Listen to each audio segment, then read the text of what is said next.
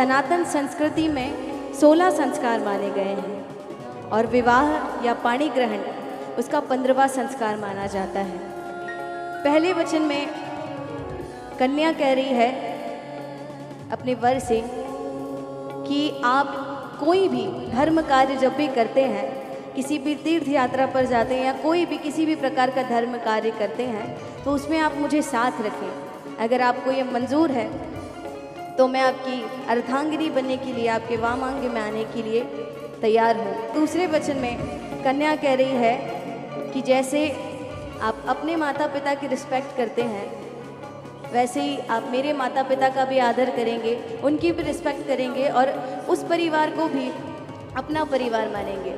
तीसरे वचन में वधू कह रही है कि जीवन आनी जानी छाया होती है।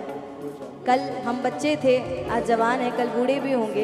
इसीलिए जीवन की तीनों अवस्था में, युवा अवस्था, प्रौढ़ावस्था और वृद्धावस्था, तीनों अवस्था में आप मेरा ऐसे ही साथ बनाए रखेंगे और जीवन भर मेरा साथ देंगे।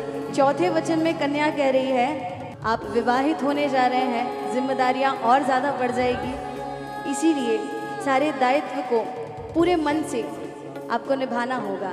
पांचवें वचन में कन्या कह रही है कि विवाह के बाद किसी भी प्रकार का लेन देन हो, चाहे आप कहीं भी इन्वेस्ट करें, कुछ भी लेने जाएं, म्यूचुअल फंड में इन्वेस्ट करें या कुछ भी A to Z जो भी हो, अगर किसी भी प्रकार का लेन देन है तो वो इन्हें बता कर कीजिएगा। छठे वचन में कन्या मांगती है कि कभी भी बाय चांस वो अगर अपनी सहेलियों के साथ या महिलाओं के संगठन के साथ बैठी है तो उनके सामने कभी भी इर्रिस्पेक्टफुल नहीं होना है। आपको उनके लिए कुछ भी बुरा वचन नहीं बोलना है, कुछ भी बुरे शब्द नहीं बोलने हैं, उनकी डिसरिस्पेक्ट नहीं होनी चाहिए। आइए, और सातवें और आखिरी वचन में वधू कह रही है कि आज से, देखो ये सबसे ज़्यादा इम्पॉर्टेंट है, इनके अलावा आप किसी भी कन्या को माता की नज़र से, छोटी बहन की नज़र से ही देखेंगे और इन्हें ही पत्नी की नज़र से देखना है।